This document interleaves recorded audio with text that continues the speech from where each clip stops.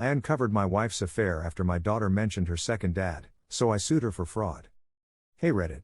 When I married my wife, I thought I had found the love of my life.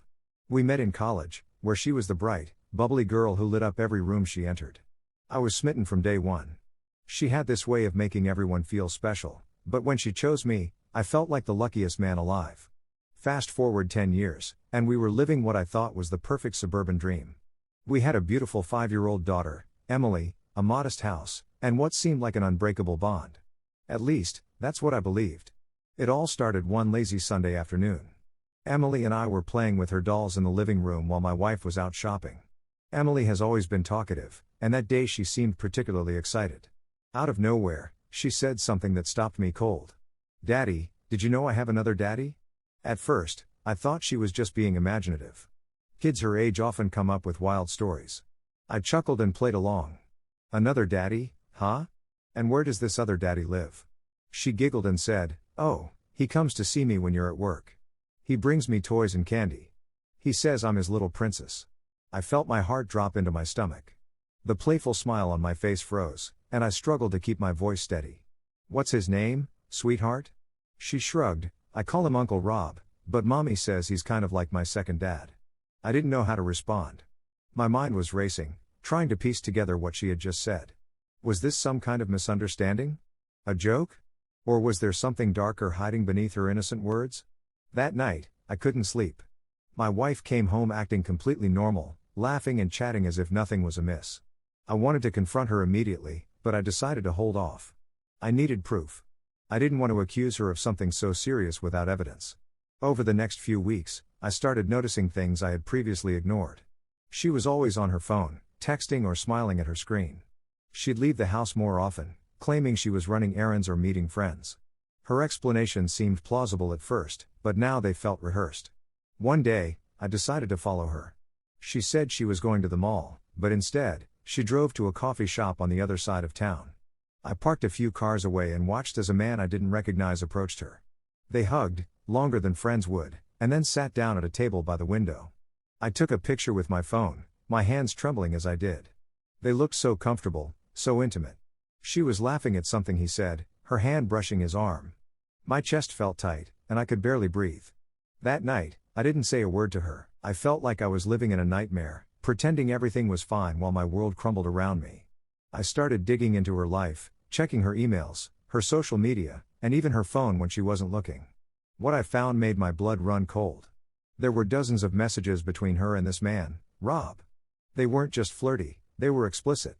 She talked about how much she missed him, how he made her feel alive in a way I never could. They even joked about how clueless I was, how easy it was to keep their affair hidden. The final straw was a message where she said, "Emily loves you so much. She calls you her second daddy now." I felt like I had been punched in the gut. This wasn't just a fling. She had brought this man into my daughter's life, allowed him to play a role that wasn't his to take. I knew I couldn't confront her without a plan. I needed to protect Emily, and I needed to make sure my wife faced consequences for what she had done. I reached out to a lawyer, who suggested a private investigator to gather more concrete evidence. The investigator did his job well. He found out that Rob wasn't just some random guy, he was my wife's coworker. They had been seeing each other for over a year, meeting up during work hours and even sneaking him into our home when I was at work. But the most shocking discovery was financial. My wife had been funneling money from our joint account into a secret account she shared with Rob.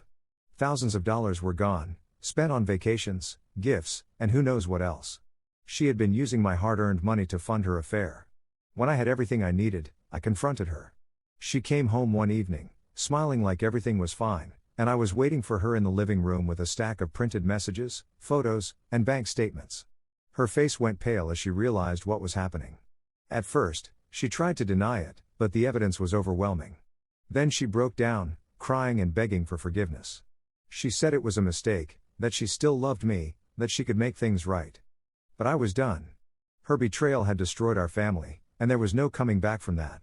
I told her I wanted a divorce and that I would be suing her for fraud to recover the money she had stolen. The next few weeks were a blur of legal meetings and difficult conversations. Emily didn't understand what was happening, and it broke my heart to see her so confused and upset. My wife moved out, and I fought for full custody, determined to protect my daughter from the toxic environment her mother had created. But the drama was far from over. My wife and Rob didn't take the lawsuit lightly. They started spreading rumors about me, trying to paint me as a controlling husband who had driven her into another man's arms. She even tried to manipulate Emily, telling her that I was the bad guy, that I didn't want her to be happy. And then came the bombshell. My lawyer called me one evening with news that left me reeling. Rob was planning to fight for visitation rights, claiming he had a significant role in Emily's life and deserved to see her. This wasn't just about my wife's betrayal anymore. It was about my daughter's safety and well-being. I knew I had to fight with everything I had to ensure she wouldn't be exposed to this man any longer than necessary. The court battle is just beginning, and the stakes couldn't be higher. I've discovered layers of betrayal I never thought possible, and the fight is far from over. As I prepare for the next chapter in this nightmare, I can only hope that justice will prevail and that Emily will be protected from the mess her mother has created. The court battle was the most grueling experience of my life. Every step forward felt like a step back as my wife and Rob did everything they could to twist the narrative. They painted themselves as victims, claiming that my supposed controlling behavior had pushed my wife into Rob's arms. According to them, they were the ones in love, and I was a bitter, vengeful husband trying to ruin their happiness. But I wasn't about to let them manipulate the truth. I had gathered all the evidence I needed: emails, text messages, the investigator's report, and even the financial records showing how my wife had stolen money from our joint account. My lawyer assured me that we had a strong case, but that didn't make it any easier. Rob's move to file for visitation rights blindsided me. It was one thing to deal with my wife's betrayal, but now this man, who had no legal or biological connection to Emily, was trying to insert himself into her life. His audacity enraged me, but more than that, it terrified me. How could a stranger who had been part of an affair be allowed to have any influence over my daughter? The court proceedings began with Rob's petition for visitation. He argued that he had developed a close bond with Emily and that removing him from her life would be detrimental to her well-being. My wife backed him up, claiming that Emily saw him as a father figure. I'll never forget the moment my lawyer cross-examined Rob. She asked him point blank, "How long have you known Emily?" His answer was as weak as his character: less than a year. She pressed further, pointing out that his involvement in Emily's life was entirely dependent on his affair with my wife. She then introduced evidence showing how Rob and my wife had been using my money to spoil Emily with extravagant gifts, clearly an attempt to win her affection. When it was my turn to testify, I poured my heart out. I told the court how much I loved my daughter, how I had been there for her every step of the way, from her first words to her first day of school. I explained how my wife's affair had blindsided me and how Rob's presence was not only inappropriate but harmful to Emily. The turning point came when the court appointed a child psychologist to evaluate Emily. They conducted interviews with her, me, and my wife. When the psychologist's report came back, it revealed that while Emily enjoyed spending time with Rob, she was confused about his role in her life. She referred to him as Uncle Rob most of the time and expressed anxiety about why Mommy and Daddy were fighting so much. The report emphasized that introducing a non-biological, non-legal parental figure during a contentious divorce could cause emotional harm to a child. It was a huge blow to Rob's case. But the fight wasn't over. My wife, desperate to maintain her relationship with Rob and salvage her reputation, began to make false accusations against me. She claimed I was emotionally abusive, that I had neglected her needs, and that I was using Emily as a pawn to hurt her. It was devastating to hear these lies, but I stayed focused on the truth. I had character witnesses, friends, family, and even co-workers, who testified to my integrity and my dedication to my family. My lawyer was relentless, dismantling every baseless accusation my wife threw at me. As the custody battle dragged on, I noticed something unexpected: cracks in my wife and Rob's relationship. The stress of the legal proceedings was clearly taking a toll on them. Rob started showing up late to court, looking disheveled and annoyed. My wife became increasingly defensive, snapping at him in public. And then came the bombshell revelation that changed everything. My investigator had been digging into Rob's background, and what he found was shocking. Rob had a history of domestic violence. He had been arrested twice for assaulting his ex-girlfriends, and one of them had even filed a restraining order against him. When this evidence was presented in court, it was like watching their entire case crumble. My wife's lawyer looked panicked, while Rob sat there stone-faced, unable to deny the allegations. The judge was visibly disturbed by the revelation and immediately dismissed Rob's petition for visitation. But it didn't end there. My lawyer argued that my wife's decision to involve a man with such a dangerous history in Emily's life was a clear indication of her poor judgment. She pushed for me to be granted full custody, with my wife receiving supervised visitation until she could prove she was capable of making decisions in Emily's best interest. The final court hearing was one of the most emotional days of my life. The judge ruled in my favor, granting me full custody of Emily. My wife was given limited visitation rights, with strict conditions attached.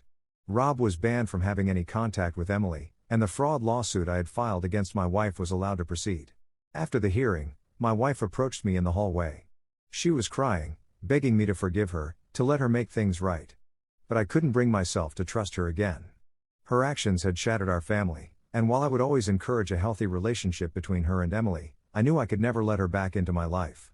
The fraud lawsuit was settled a few months later. My wife was ordered to repay the money she had taken from our joint account, though I doubt I'll ever see all of it.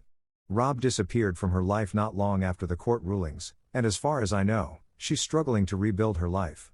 As for me, I'm focused on being the best father I can be for Emily.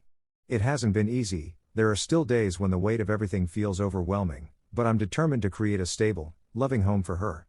Emily has adjusted well to the changes. She's back to being the happy, carefree little girl I know and love. We've started new traditions together, movie nights, weekend hikes, and baking cookies on rainy days. She's my world, and I'll do whatever it takes to protect her. Looking back, I can't believe how much my life has changed in such a short time. The betrayal I experienced was devastating, but it also taught me the importance of resilience and the power of truth.